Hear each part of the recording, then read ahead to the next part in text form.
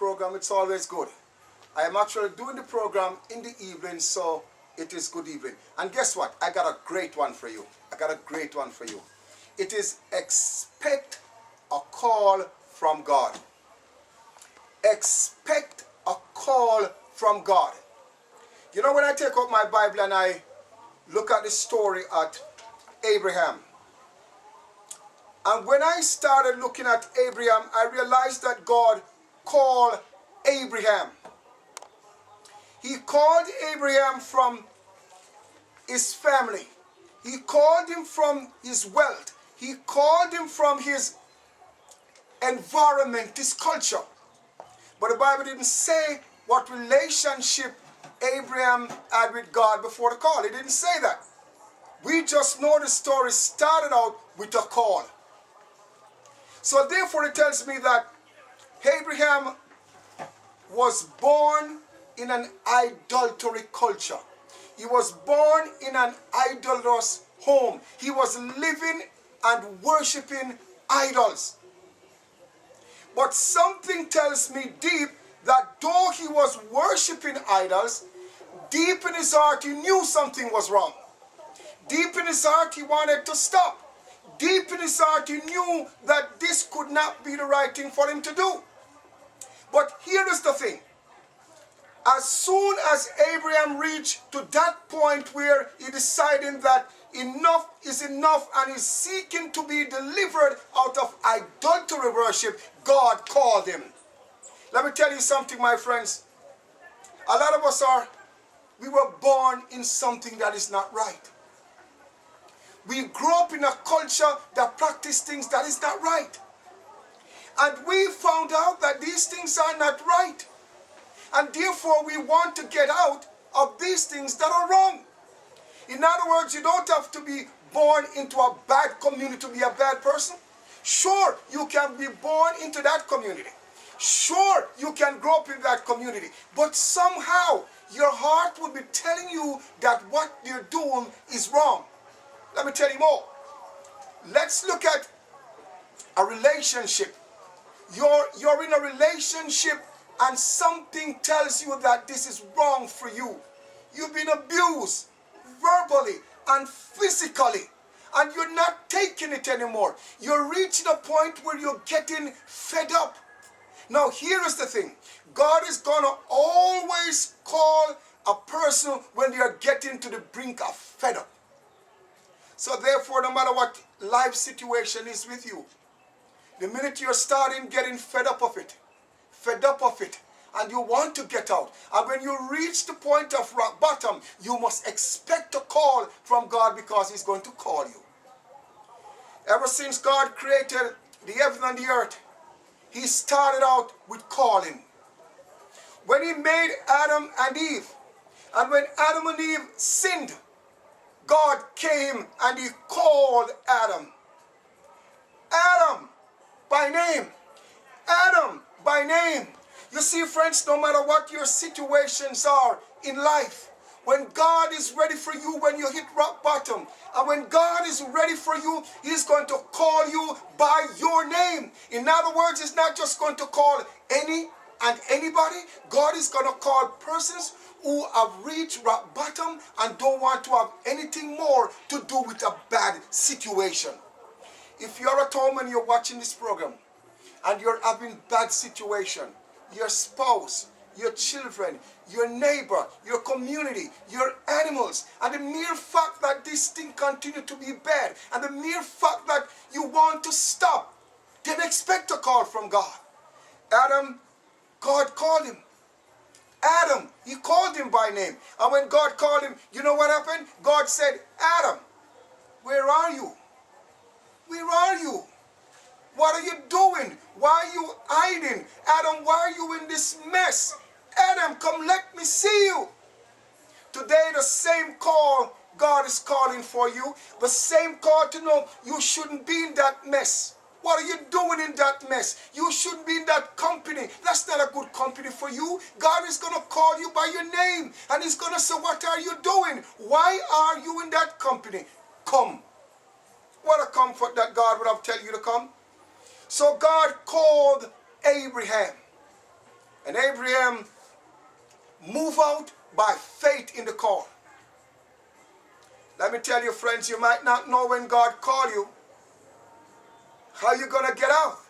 But the mere fact that God calls you, believe me, you put your faith and you move. Abraham was leaving his family. Abraham was leaving idolatry.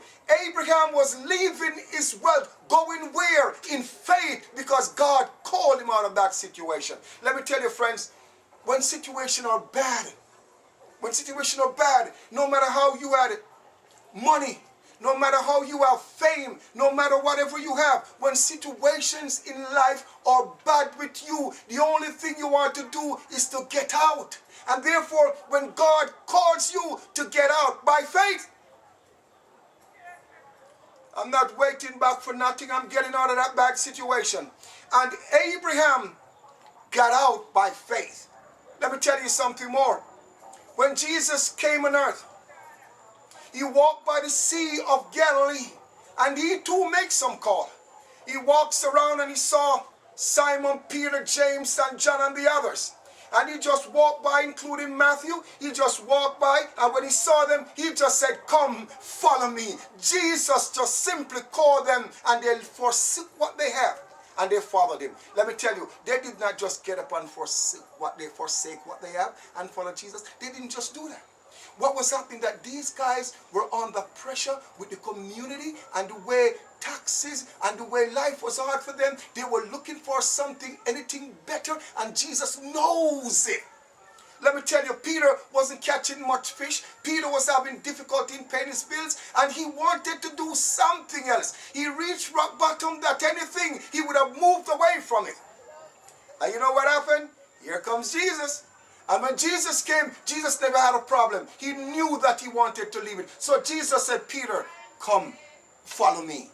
Let me tell you, when Jesus sponsored Matthew, Matthew was a tax collector. And the people treated Matthew so bad that though Matthew was wealthy and he had all the money that he needed, in fact, one writer said he was so wealthy that you could stay from afar and see his house, that it was the most outstanding house in Israel. But you know what happened? When people come to pay him taxes for the government, and when they cost him that you are Israelite boy and you are overcharged, and people tell him in decent word, he was totally getting fed up with the job and he wanted to leave that job. But where is he going to leave it to? He doesn't know where to go. But here comes Jesus along, and Jesus said to Matthew, "Matthew, come and follow me." And Matthew just get up and follow Jesus. What I'm saying to you, friends, by faith, Abraham moved. By faith, Matthew moved. By faith, Peter, James, and John, they moved because they wanted a better life. Don't tell me you have to sit in a situation that is bad. Why are you sitting in that house with a man who is verbal and physical abusive? Why are you sitting with that wife who is physical and verbal abusive? Why are you taking that from your neighbor? Why are you taking that? Aren't you not fed up? So when you started getting fed up of what life is, and you can't take it no more, don't worry. Expect that Jesus is going to give you a call. And you know something better? When he's going to give you a call, he's going to call you by your name. Jesus went down to look for his friend Lazarus, who was dead. And when he went to the tomb, there were many other tombs there. But Jesus didn't come to call everybody from the tomb. He came to call Lazarus. And when he looked at the tomb, he called him by name. He said, "Lazarus." Let me tell you something, those of you who are listening to me. Jesus is going to call you by your name. Abraham, Adam, Matthew, Mark, Luke, John, he's going to call you by your name. He's not calling everybody. He's calling people who are tired of the situation. He's calling people who are fed up of the situation. He's calling people who are ready to make a change. And he's calling you by name. Now, if you still want to stay in that slum, if you still want to stay in that slumber, he's not going to call you. He's only going to call persons who want to make a change in their life. So Jesus called Lazarus from the dead. Let me tell you, friends, never tell yourself that the situation that you are in, it's gone so bad that it cannot come back. Don't ever tell yourself that. With Jesus around, your situation, no matter how dead it is, Lazarus was dead and was in the process of decomposing. Jesus called him back. The point I'm making to you, no matter what your situations are in life, no matter how bad it looks, no matter how rotten it looks, there is hope. If you make up your mind for hope, then Jesus is going to call you by your name and set you free. So let me tell you, friends, Jesus called Abraham. Abraham was called by faith. He moved by faith. All the rest of the disciples, they were called by faith. They moved by faith. Today, Jesus is calling you and I to move by faith. But no sooner, Abraham, when he went out and started following God, he came up upon the Egyptians. And you know what happened to him? He got his coward. And the same faith that took him out of the land where he was, the same faith now disappears from him, and he began to become fearful. He started thinking, because he's fearful. So he realized that the king is going to kill him and to take away his wife. He was the same man that was called by God. The point I'm making, friends, it's not because God called you that things won't happen, but God is not calling you to fear. God is calling you to hold on to that trust in him. He's calling you to hold on to that faith in him. So he called Abraham faithfully, but Abraham got fear. Fear took him rather than his faith. Fear took Abraham. And you know what happened, my friend? Abraham started to think. You see, friends, when we come to God, it's not for us to think for ourselves. When we come to God, the only situation that we have for ourselves is to, by faith, accept God. And so Abraham thought to himself that the king is going to kill him and the king is going to take his wife. And so he said to his wife, he said, Sarah, you know what happened? The king is going to kill me and take you. So Sarah, tell the king that you are my sister. You see, my friends, when you begin to lose faith in God and fear takes over of you, these are some of the things you do. Because of fear, you think for yourself. Because of fear, you believe things will work this way out. But cut out fear. I too sometimes feel fear in my life. And when I feel fear in my life, I too think and make the wrong thing. Abraham was doing the wrong thing. You know what happened? The same thing happened. Abraham told Sarah to say that. You know what was going to happen to Sarah in the night? Let me tell you what was going to happen to Sarah. When the king took Sarah, he was going to have sex with her because he loved her. That's how bad a man's thinking is. And Abraham was going to go home and stay the night and leave Sarah in the arms of an Egyptian king to be having sexual intercourse with her throughout the night, and he would have gone home. How could he get there when God called him and he responded to God by faith? It happened to some of us too, man. God calls us, man, and we make some giant steps for God, and in the process of time, fear came upon him. You know what happened, friend? When Jesus calls us, and even when we are doing some stupid things, when we respond by faith, God went over to the Egyptian bedroom where Sarah was. And the Bible said he had a malady that night. He had a malady. Malady means that he had a piece of belly working, so no sexuality could not happen, because for the whole night his belly worked him and run, and he could not even think about sex. But God revealed to him that the same Abraham lied to you. So when God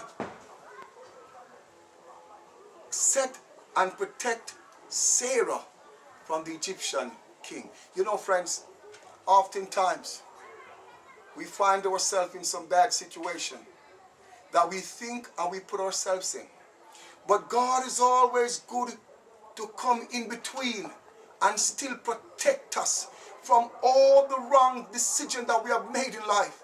because we are faithfully moved when he called. I'm saying to you, friends, keep your faith. And even if you lose your faith because of fear, hold on, find it back. Abraham found it back, and God spoke to him strongly. God said, listen, go before me and never have fear again. Continue to trust me. My friends, as you listen, the key that Jesus wants from you is that you trust him. There was this little boy that was living at the temple with Eli. His name was Samuel. So Samuel, as a little boy, saw what Eli's sons were doing, and Samuel knew that it was wrong.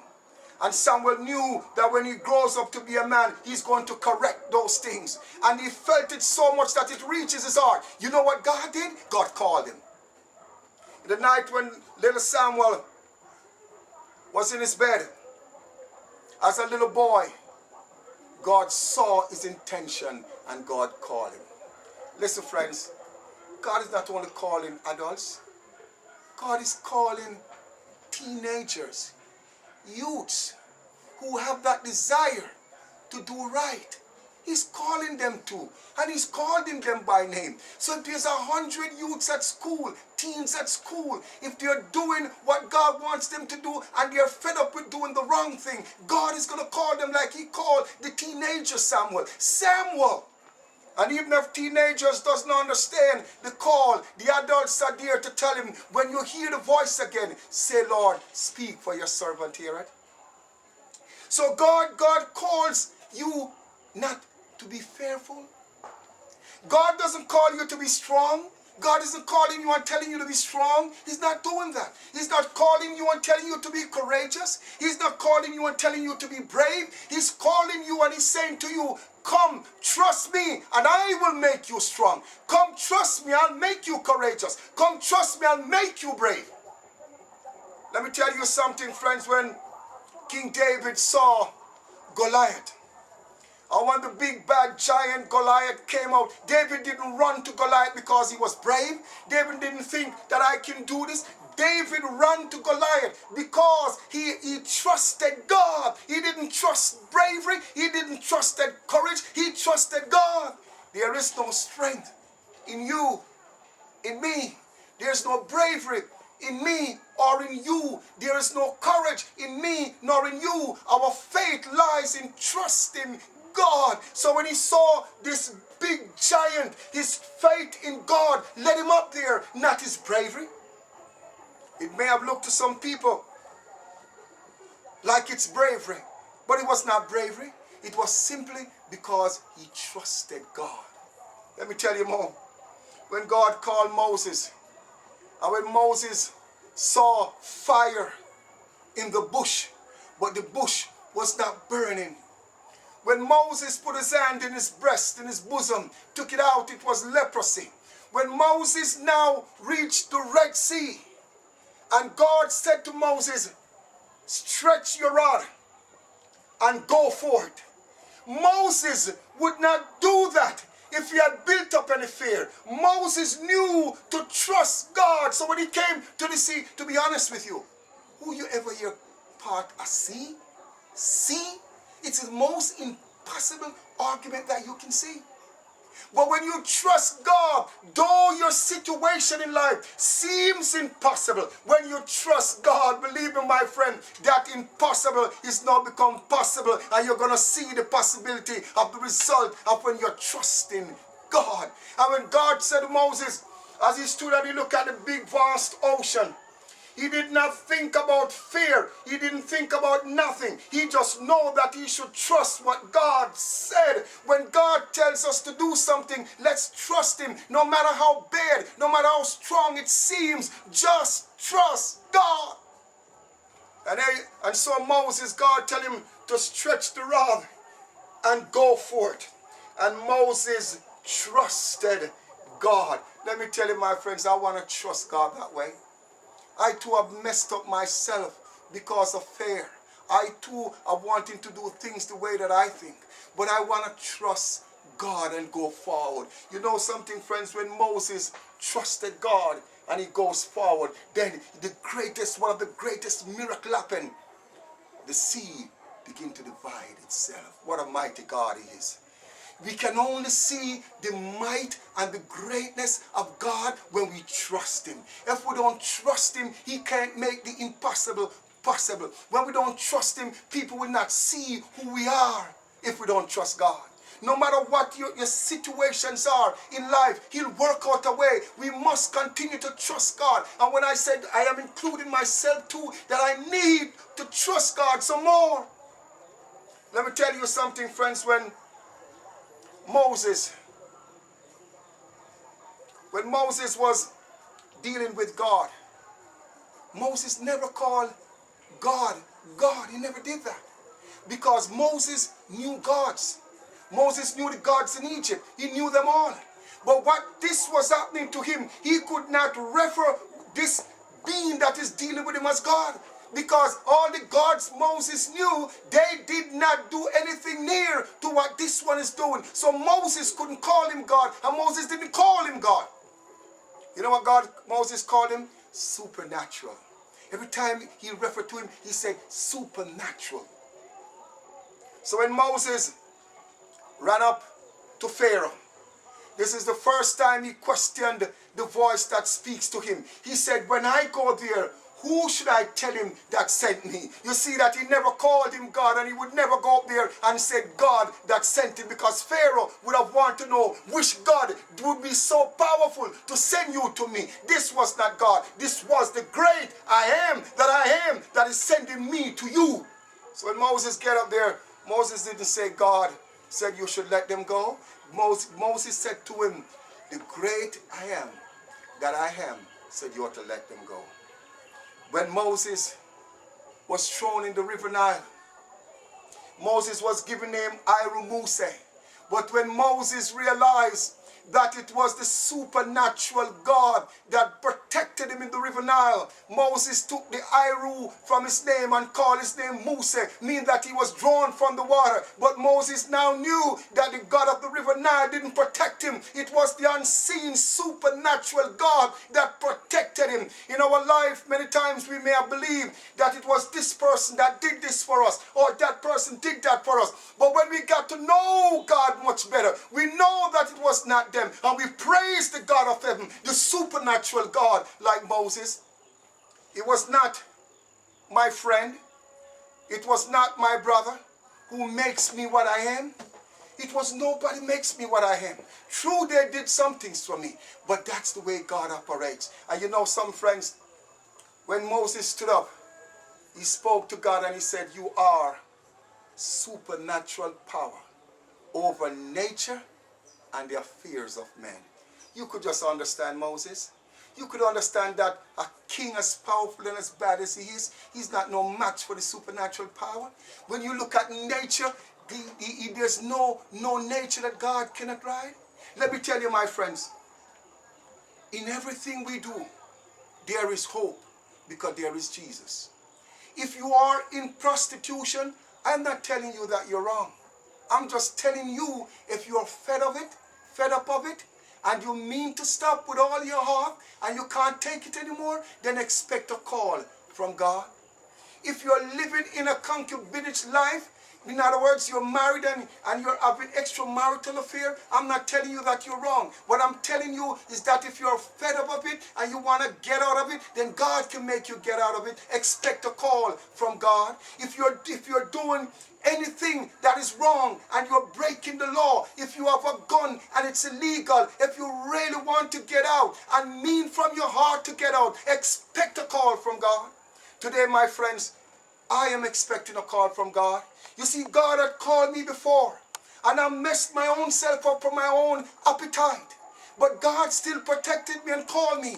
Let me tell you, I need another call from God. I would not have brought this message to you if I was not in the same position like you. I'm in the same position like you. I am fed up of certain life that I'm living, and I want a call from God, and I'm waiting for that call. If you too is fed up of what you're doing and you want that call from God, keep holding on. And when you would have reached rock bottom like myself, I'm expecting God to say, Steve Wright, come. And whatever your name is, God is going to call you by your name. And let me tell you, never believe that you have gone too far.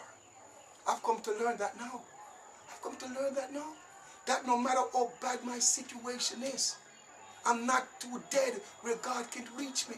It's easier for God to reach me when I'm alive. It's harder for God to reach me when I'm dead. So the mere fact that I'm still alive, whatever my situations are, God can rescue me. God can resurrect my life. And I believe that with all my heart. And I'm waiting on that call too, just like you're waiting on that call too, for God to resurrect my life, to make me be somebody, to make me be a great man. I want God to make me be one of the greatest father to my children. I want God to help me to be a great grandfather. I want God to help me to be a great husband. I want God to help me to be a great neighbor. I want God to help me to be a great community man. And when I reach rock bottom of wanting that, God is going to say, Steve Wright, it's your turn to be a great person. If that's what you want from God, whatever you want from God and you're tired of the way you're living, expect a call from God. He called Abraham. Abraham screwed up. He called Adam. Adam screwed up. He called Matthew, Mark, Luke, and John. They screwed up. He called Samuel. Samuel screwed up. He called Lazarus from the dead. It means that no matter if he called you and you screwed up, don't worry about your screwing up. Just know that you need to trust God some more. I'm holding on. I'm holding on to my faith. And I'm expecting my call because I want to be a better person in this life. And it's only God can do it for me. And I'm expecting him to call me Steve. Are you expecting God to call you? If you're expecting God to call you, expect the call. And God will call you. Have a great time. And God bless.